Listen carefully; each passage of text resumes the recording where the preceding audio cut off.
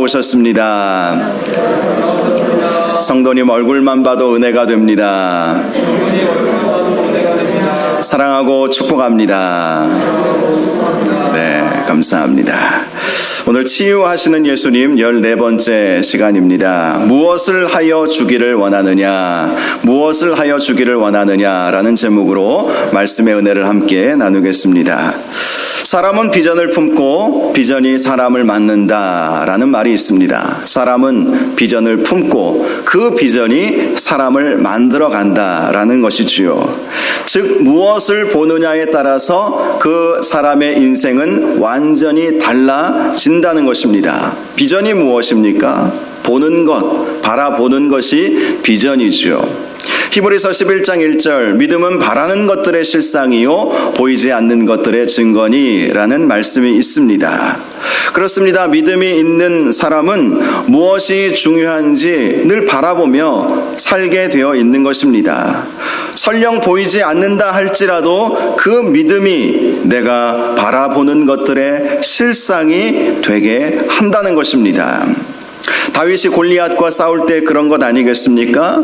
당시 사울 왕과 이스라엘 군인들은 3m 키 가까이 되는 골리앗의 그 키와 그 능력과 그 명성과 그가 입은 그 갑옷과 그가 가지고 있는 그 창과 들고 있는 방패, 그것만 보았어요. 그러니 두려워서 벌벌 떨 수밖에 없었던 것입니다. 그러나 다윗이 본 것은 무엇입니까? 전능하신 하나님을 본 것입니다. 하나님께서 함께 하시면 아무리 거대하고 위대한 골리앗이라 할지라도 넉넉히 이길 수 있다. 하나님을 바라보았기에 골리앗과 싸울 용기가 났던 것이고 골리앗과 싸워서 이겨냈던 것 아니겠습니까? 그렇습니다. 저와 여러분도 우리 인생의 그 어떤 위기보다도 크신 하나님의 능력, 하나님의 위대하심을 바라보시기를 주님의 이름으로 축복합니다. 우리 한 번 더 따라해 볼까요? 사람은 비전을 품고 비전이 사람을 만든다.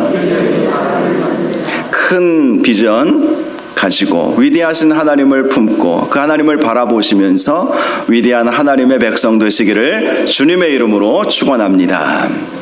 오늘 말씀 가운데 보면 평생 아무것도 보지 못하면서 구걸만 하던 한 인생이 나오고 있습니다.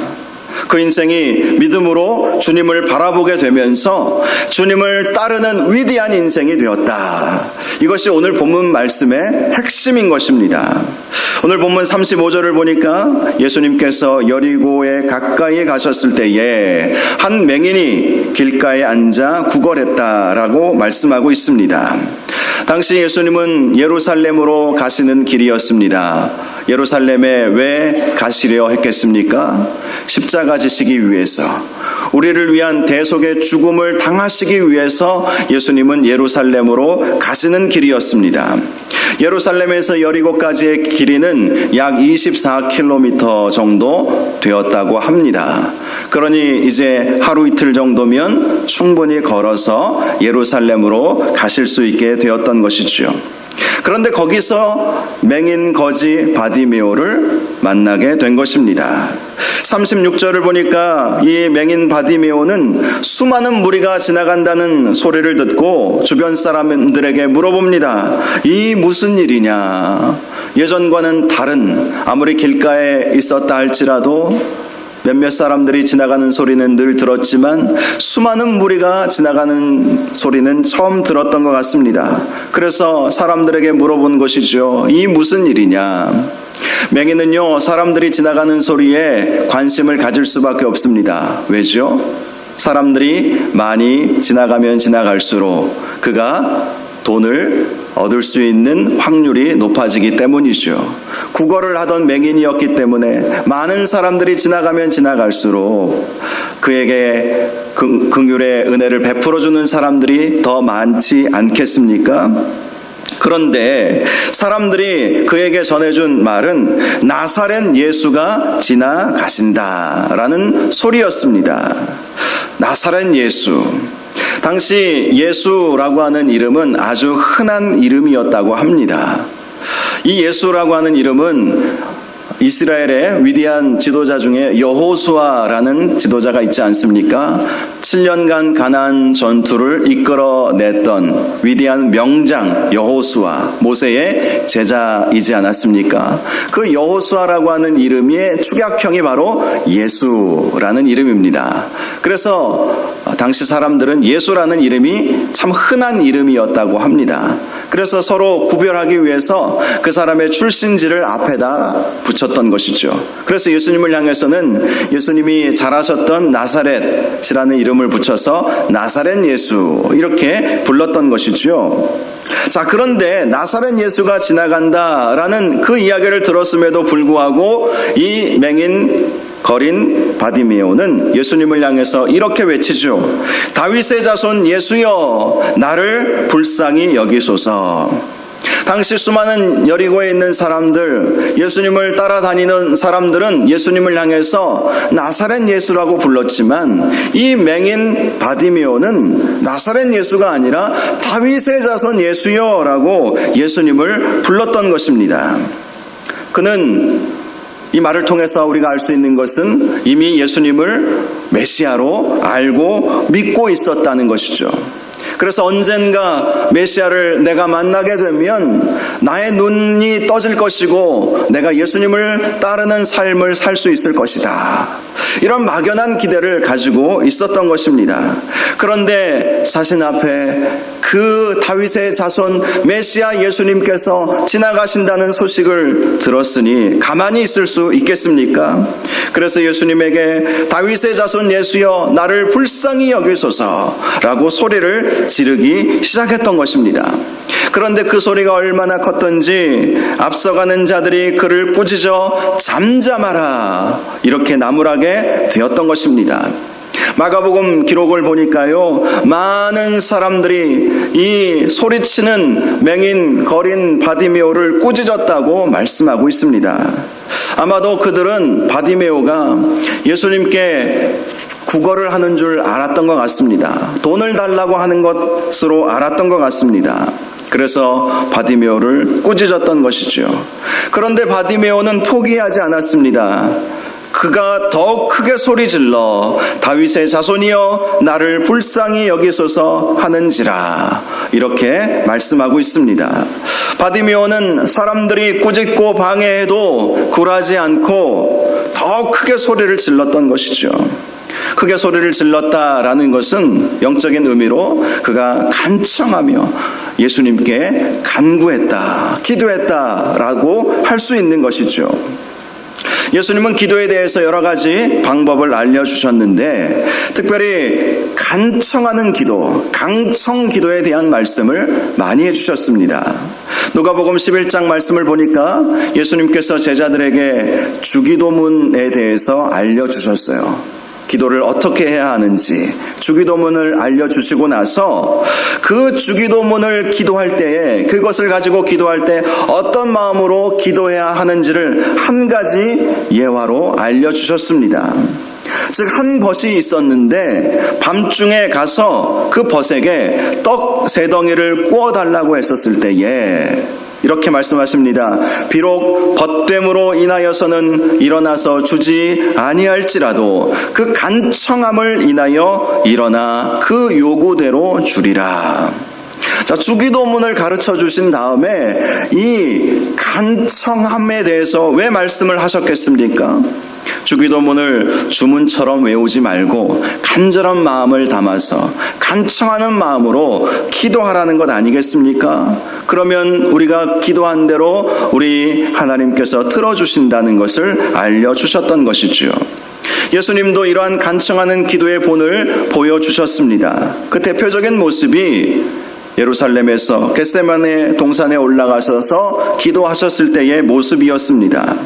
예수님은 십자가 지시기 전날 밤에 겟세마네 동산에 올라가셔서 하나님과 독대하는 시간을 가지셨죠. 그리고 간절히 하나님 앞에 기도했습니다. 예수님의 기도가 얼마나 간절했는지 누가복음 22장 44절을 보면 이렇게 말씀하고 있습니다. 예수께서 힘쓰고 애써 더욱 간절히 기도하시니 땀이 땅에 떨어지는 핏방울같이 되더라. 예수님의 기도는 간절한 기도, 더욱 애써서 간곡히 하나님 앞에 외치며 기도했다는 것입니다. 그 기도가 얼마나 간절했는지 땀이 땅에 떨어지는 핏방울같이 되었다. 의학적인 용어로는 이러한 현상을 혈한증이라고 부른다고 합니다. 이 혈한증에 대해서 찾아보니까요, 어떤 간절한 마음이 담겨져 있을 때에 땀에 이 피가 맺혀서 떨어지는 현상이라고 합니다. 간절한 마음으로 인해서 모세혈관이 파괴되어서 나타나는 현상이라는 것이죠. 간절한 마음, 즉 땀방울이 핏방울이 될 정도로 예수님은 간절히 하나님 앞에 기도했던 것이죠. 십자가 지시기 전에, 그 위대한 사명을 이루시기 전에 주님은 그렇게 간절히 기도하셨던 것입니다. 그래서 예수님은 간절히 기도하는 것을 가르쳐 주시고 본인도 간절히 기도하셨기에 그렇게 간절히 주님을 찾는 맹인 거린 바디메오의 외침을 외면하시지 않으셨던 것이죠. 그리고 그를 데려오라 이렇게 말씀을 하셨습니다. 사실 예수님은요, 예루살렘으로 가까이 가시면서 십자가 지시기 전에 아무런 기적을 베풀지 않기로 작정하셨던 것 같습니다. 왜냐하면 말씀을 보면 예루살렘으로 가시면서는 예루살렘에 가까이 오시고 예루살렘에 들어가신 이후에는 기적을 베풀지 않으셨어요. 사람을 고치지도 않으셨습니다. 풍랑을 잠잠케 하시는 그런 역사도 일으키지 않으셨습니다. 귀신을 내어 쫓지도 않으셨습니다. 왜 그렇게 하셨겠습니까?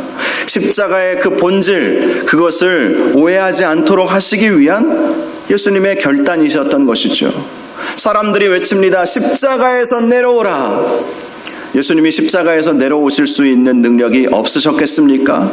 얼마든지 내려오실 수 있죠.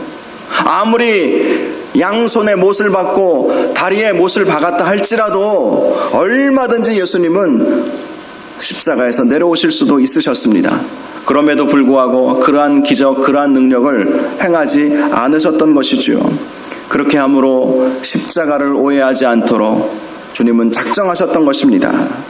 그런데 예수님은 이 사람의 간청하는 기도에 응답하셨다라는 것이죠. 간청 기도는 하나님의 뜻을 돌이킬 수도 있습니다. 물론 생각해보면 우리가 어찌 하나님의 뜻을, 하나님의 작정하심을 돌이킬 수 있을까라고 생각할 수도 있겠지만 성경 말씀을 보면 하나님께서 뜻을 돌이키셨다는 말씀이 종종 나와 있습니다. 그 대표적인 예가 출애굽기 32장에 나와 있습니다. 당시 모세는요, 시내산에서 40일 동안 하나님과 대면하는 시간을 가졌고요. 하나님의 임재를 경험하였고요. 또 하나님으로부터 율법의 말씀을 받고 있었습니다. 그런데 산 아래에서는 어떤 일이 일어났습니까? 이스라엘 백성이 가지고 있는 모든 금부치들을 다 모아다가 그것을 녹여서 금송아지를 만든 거예요. 그리고 그 앞에서 넙죽넙죽 절하면서 이것이 우리를 출애굽하게 하신 하나님이시다. 그러면서 그 앞에서 제단을 쌓고 그 앞에서 먹고 뛰놀면서 축제를 벌였던 것이죠. 하나님은 그 모습을 보시면서 모세에게 이렇게 말씀하셨습니다. 이 백성은 목이 뻣뻣한 백성이로다. 교만한 백성이라는 것이죠. 그러면서 모세에게 그들을 이 광야에서 다 진멸해 버리리라 이렇게 말씀을 하셨던 것입니다. 그런데 그때 모세가 하나님 앞에 간절히 기도하지 않았습니까? 하나님, 이 백성에게 진노를 내리시면 애굽 사람들이 하나님을, 자기 백성을 죽이려고 출애굽하게 하셨다고 오해하지 않겠습니까? 그러니 주의 맹렬한 노를 그치시고 주의 뜻을 돌이키사 화를 주의 백성에게 내리지 마옵소서. 모세가 기도한 것, 주의 뜻을 돌이켜 주옵소서. 이 백성 죽어 마땅한 백성 맞습니다. 그러나 하나님 긍휼을 베풀어 주셔서 주님께서 내리시려고 하신 그 결단, 그 의지, 그 뜻을 돌이켜 주옵소서. 간절히 하나님 앞에 기도하지 않았겠습니까? 그러자 말씀합니다. 뜻을 돌이키사 말씀하신 화를 그 백성에게 내리지 아니하셨느니라. 그렇습니다. 간절히 하나님 앞에 기도하면 멸망의 위기 가운데 있더라도 하나님께서 그것을 돌이켜 주시는 놀라운 역사가 일어나게 된다는 것입니다. 저와 여러분이 어떤 어려운 일들이 있으면 더 간절히 주님을 찾으시기 바랍니다. 그 어떤 위기보다도 더 크신 하나님을 붙잡으시기 바랍니다. 간절히 하나님 앞에 기도하면 비록 벗됨으로 인하여서는 일어나서 주지 아니할지라도 그 간청함을 인하여서는 그에게 주리라. 예수님이 가르쳐 주신 기도의 원리예요. 우리가 간청하면 하나님께서는 그 기도에 반드시 선하게 응답하여 주시는 것입니다. 본문에 등장하는 바디메오가 그런 것이죠. 사람들이 잠잠하라 꾸짖어도 사람들이 네가 지금 어디서 감히 예수님 앞에 돈을 달라 하느냐라고 오해했어도 결코 굴하지 않고 더욱 크게 소리를 질러서 다윗의 자손이여 나를 불쌍히 여기소서라고 주님 앞에 기도했던 것이죠. 그가 이렇게 간절히 하나님 앞에 주님께 기도했던 것은요, 그가 보지 못하는 육신의 장애만을 고쳐달라는 마음이 아니었습니다. 그는 이런 마음이 있었습니다. 주님을 만나게 되면 자신의 두 눈을 뜨고 주님을 따르는 제자의 삶을 살기를 원하는 그 마음이 그에게 있었던 것이죠. 마가복음의 내용을 보면요, 오늘 동일한 사건에 대한 기록이 나와 있는데요, 예수님께서 그를 부르시자 그가 했던 행위가 겉옷을 내버리고 주님께 뛰어갔다고 말씀하고 있습니다. 겉옷, 가지고 있는 재산 목록 1호였습니다. 마치 예수님의 제자들이 모든 것을 버려두고 예수를 쫓으니라 라고 하신 그 말씀처럼 이 소경 바디메오도 겉옷을 내버리고 주님을 따라서 주님 앞에 나아갈 만큼 주님께 헌신하고 싶었던 것입니다. 그러면서 이 마가복음은 독특한 이런 표현이 있습니다. 그가 길에서 따르니라. 길에서 따르니라. 이 길은 어떤 길입니까? 예루살렘으로 가는 길만을 의미하는 것이 아닙니다. 십자가의 길, 고난의 길을 따랐다. 이런 말씀을 하고 있는 것입니다. 그가 어떻게 예수님께서 예루살렘에서 십자가의 길, 고난의 길을 가게 될지 어떻게 알았는지 알 수는 없지만 그는 아마도 이사야 선지자가 예언한 메시아에 대한 말씀을 마음속에 품고 있었던 것 같습니다. 누군가 그에게 말씀을 전해 주었을 때 그것을 귀담아 들었겠지요. 메시아가 오시면 어린 양과 같이, 도살장에 끌려가는 양과 같이 우리를 대신해서 죽으실 것이다. 이 맹인 바디메오는 그 사실을 알고 예수님을 불렀던 것이고, 나의 두 눈을 고쳐주시면 내가 그 주님을 따라가기를 원합니다. 이런 마음을 가졌다고 할 수 있는 것이죠. 예수님은 그에게 이렇게 묻습니다. 내게 무엇을 하여 주기를 원하느냐? 그때 바디메오는 주저함 없이 주여 보기를 원하나이다. 예수님께서 당연히 맹인이 보기를 원한다는 사실을 왜 모르셨겠습니까? 그런데 왜 이 말씀을 하셨겠습니까? 이 질문을 왜 하셨겠습니까? 그것은 네가 정말 원하는 것이 나에게 돈을 원하느냐, 아니면 보고 나를 따르기를 원하느냐, 그것을 물어보신 건 아니겠습니까? 여러분, 육신의 질병을 고침받고 주님을 따른다는 것은요, 사실 복음서의 기록을 보면 많이 등장하고 있지는 않습니다. 그 대표적인 예가 얼마 전에 살펴보았던 10명의 나병 환자들 아닙니까? 10명 다 그의 나병이 다 고침을 받았어요. 그런데 그 중에 한 명만 주님 앞에 돌아와 감사했고, 주님은 그의 믿음을 보시고 그에게 구원을 선포해 주시지 않으셨습니까?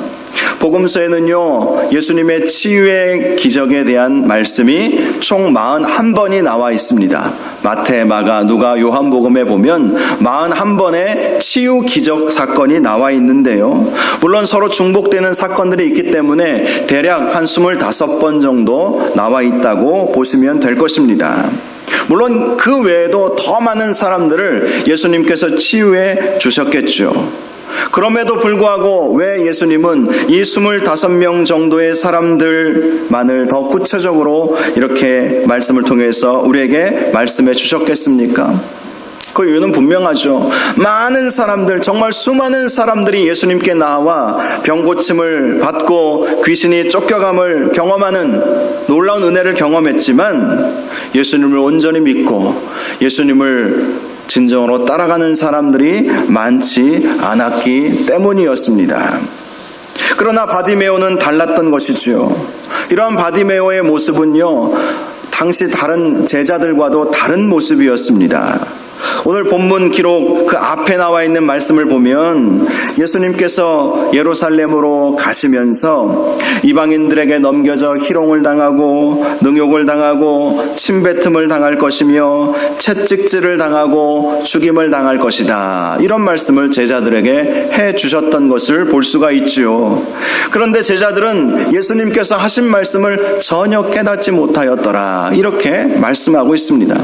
바디메오는 길에서 주님을 따랐다는 것은 그 십자가의 길, 그 고난의 길에 그 의미가 무엇인지 알고 주님을 따랐다라는 의미인데, 제자들은 예수님께서 그 말씀을 직접 해주셨음에도 불구하고 그 말씀의 의미가 무엇인지 전혀 깨닫지 못했다는 것입니다.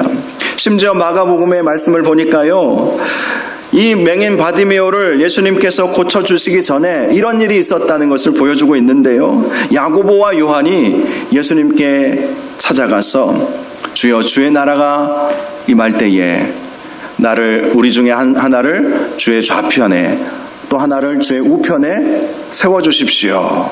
그렇게 부탁하는 내용을 볼 수가 있습니다.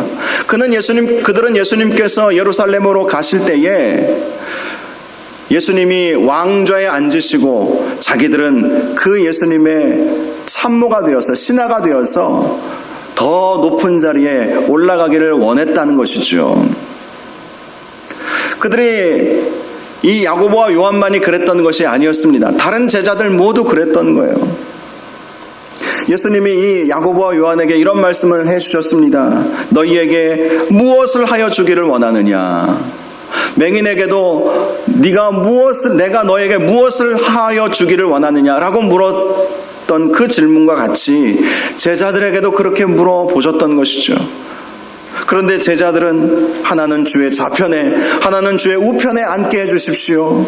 높은 자리를 원했던 것 아니겠습니까? 그런데 이 바디메오는 주여 보기를 원하나이다. 이 본다는 것은요, 그냥 두 눈만 뜨는 것을 원하는 것이 아니라 영안의 눈이 떠져서 주님의 그 길을 따라가며 주님을 위해서 살고 싶은 그 마음이 담겨져 있었던 것입니다. 그렇습니다. 이 바디메오는 두 눈이 떠서 주님 따르고 싶었던 거예요. 그 십자가의 길, 고난의 길을 걸어가고 싶었던 것입니다. 실제로 43절을 보니까 맹인 바디메오가 보게 되니까 하나님께 영광을 돌리며 예수를 따르게 되었다. 이렇게 말씀하고 있습니다. 또 백성이 다 이것을 보고 하나님을 찬양하게 되었다고 말씀하고 있습니다. 그렇습니다. 이 바디메오의 헌신은 말로만의 헌신이 아니었다는 것이죠. 그는 두 눈을 뜨고 마음의 소원을 그대로 이루어 드렸던 것이죠. 주님을 따르는 그 십자가의 길, 예루살렘으로 가시는 그 길을 끝까지 따라가게 되었던 것이고, 그것이 당시 백성들이 그것을 보면서 하나님을 찬양하게 되는 놀라운 역사가 이루어지게 되었다라는 것입니다. 이 바디메오의 치유 사건이 중요한 이유가 바로 여기 있습니다. 성경을 보면요, 예수님께서 치유해 주신 사람의 이름을 구체적으로 응답해 주신 일은 거의 없습니다. 회당장 야이로의 딸 정도만 야이로는 직접 자신의 어떤 질병이 고침받았다는 것은 아니었죠. 그의 딸이었죠. 딸의 이름이 나와 있지 않아요? 성경을 보니까 예수님으로부터 치유를 받은 사람들에 대해서 백부장의 딸, 이방인 백부장의 딸, 혈루증을 앓던 여인, 한 나병 환자, 침상에 누운 중풍병자, 가나안 여인의 딸, 수로보니게 여인의 딸, 우물가의 사마리아 여인, 귀신 들려 말 못하고 보지 못하는 아이, 이렇게만 말하고 있지 않습니까? 정확하게 이 사람의 이름을 오늘 본문에서는 나와 있지 않지만 마가복음에 보면 바디메오라고 분명히 말씀하고 있어요. 바디메오, 그가 주님께 간절히 호소했더니 주님께서 그의 눈을 고쳐주셨고 그가 하나님께 영광을 올려드리며 길에서 주님을 따르게 되었다. 그리고 많은 사람들이 그것을 보면서 함께 하나님께 영광을 올려드리고 찬양하게 되었다. 이렇게 말씀하고 있어요. 바디메오라고 하는 구체적인 이름이 등장하고 있는 사람은 오직 이 한 사람뿐이라는 것이죠. 자, 그 이유가 무엇일까? 그것은 이 바디메오가, 이 복음서가 기록된 시점은 적어도 예수님께서 십자가 지시고 죽으시고 부활하시고 승천하신 이후에 예루살렘에 성령이 임하셔서 교회가 세워지지 않았습니까? 그리고 나서 교회가 핍박받고, 그러나 그 핍박 중에서도 부흥하고 있었던 때에 이러한 복음서의 말씀들이 이제 하나하나 기록이 된 거예요. 적어도 예수님께서 승천하신 이후 몇십 년이 흐른 뒤였습니다. 그 사람들이 첫 번째 독자라고 할 수 있죠. 그런데 그 사람들이 다 알고 있었던 사람이 바로 이 바디메오였다는 것이죠. 다른 예수님으로부터 치유받은 사람들의 이름은 기록이 되어져 있지 않아요. 그들이 누구인지 아무도 모릅니다. 그저 어떤 이방인, 어떤 질병에 걸렸던 사람, 어떤 중풍병에 걸렸던 어떠한 사람, 그렇게만 나와 있지 이 바디메오만 유일하게 이렇게 이름이 거론이 되어 있다는 것은 당시 초대교회 성도들이 바디메오 하면 다 알고 있었다는 것이죠. 그것을 의미하는 것입니다. 바디메오는 주님을 따르겠다고 작정한 이후 끝까지 초대교회가 태동되고 초대교회가 부흥하고 성장하면서 또 여러 가지 핍박을 받았지만 그럼에도 불구하고 끝까지 주님의 몸된 교회를 섬기고 있었다. 바디메오는 바로 살아있는 간증의 주인공이었던 것입니다. 바디메오가 바로 그러한 놀라운 역사를 경험하고 두 눈이 떠진 다음에 주님을 끝까지 따라가는 삶을 살았다. 그것을 보여주고 있는 것이라고 할 수 있는 것입니다. 사랑하는 여러분, 우리가 치유받는 것에 우리의 목적을 두어서는 안 됩니다. 우리의 진정한 목적은 주님을 따라가는 것임을 꼭 기억할 수 있기를 바랍니다. 진정한 치유는 육신의 치유만이 아니라 영혼의 치유를 받는 것입니다. 우리 영혼이 살아나야 하는 거예요. 두 눈을 뜨는 것만이 아니라 영적인 눈이 떠져야 하는 것입니다. 그것이 진정한 치유가 임하는 것이죠. 두 손과 두 발이 고침을 받는 것만이 아니라 그 두 손과 두 발로 주님 나라와 주님의 몸된 교회를 위해서 쓰임 받는 것이 진정한 치유받음이라는 사실인 것입니다. 더 나아가서 우리를 괴롭히는 악한 마귀 권세만 물러가게 하는 것이 아니라 하나님의 자녀됨의 권세를 가지고 주님의 복음을 열방까지 증거하는 증인의 삶을 사는 것, 그것이야말로 진정한 치유가 임하는 것임을 기억할 수 있기를 바랍니다. 바디메오는요, 그의 거린으로서의 삶, 다른 사람들이 동냥해 주는 것을 겨우 먹고 사는 삶에서 하나님께서 주신 복을 나누어 주는 그런 축복의 통로가 되었던 것입니다. 저와 여러분의 삶에 있어서도 이러한 놀라운 변화가 있기를 주님의 이름으로 축원합니다. 우리가 정말 주님을 위해서 헌신하고 주님을 위해서 산다는 것이 얼마나 놀라운 복인지 모릅니다. 특별히 저와 여러분이 간증의 주인공들 되시기 바랍니다. 지금 다니엘 기도회를 통해서 시간 간증을 우리가 많이 듣고 있지 않습니까? 그 간증을 들을 때마다 얼마나 감동이 되는지 몰라요. 지난 금요일인가요? 수요일인가? 거리에서 찬양하는 찬양 선교사 임선주 찬양 선교사 간증을 들어보지 않았습니까? 그의 어린 시절 얼마나 많은 고통이 있었고 얼마나 많은 아픔이 있었습니까? 그런데 그가 하나님을 믿고 알게 되고 하나님을 찬양하는 삶을 살게 되었고요. 그가 정말 아무도 이렇게 주목하지 않는 그러한 거리에서 하나님을 전심으로 찬양하다 보니까 그것이 유튜브에서 누가 찍어서 올려서 그것이 유명해져서 이렇게 쓰임을 받게 되었다. 그런 간증을 하게 되었는데요. 그렇습니다. 우리가 정말 간절히 하나님을 따르고자 한다면 얼마든지 간증의 주인공으로 크게 쓰임을 받을 수 있습니다. 내 과거가 중요한 것이 아니에요. 무엇을 보느냐가 중요한 것이죠. 하나님을 바라보고 하나님께서 나를 통해서 행하실 그 일들을 바라보는 그 믿음이 중요한 것 아니겠습니까? 이 맹인 바디메오는 눈이 떠지면 주님을 위해서 살아가야 되겠다. 하나님께 영광 올려드리며 살아가야 되겠다. 메시아께서 지실 그 십자가의 그 길을 나도 함께 지면서 따라가야 되겠다. 그런 마음을 가졌던 것처럼 저와 여러분도 그러한 마음으로 주님을 위해서 수고하고 충성하고 헌신하시기를 주님의 이름으로 축원합니다. 그래서 우리의 삶이 진정한 치유가 일어날 수 있기를 주님의 이름으로 축원합니다. 오늘 성찬 예식이 있어서 여기까지 말씀을 전하겠습니다. 이 시간 우리 함께 찬양하기를 원합니다. 내 눈 주의 영광을 보내 우리 가운데 계신 주님이라는 찬양입니다. 우리가 무엇을 보며 살아야 할지 이 찬양 함께 부르면서 말씀 함께 묵상하며 하나님 앞에 나아가도록 하겠습니다.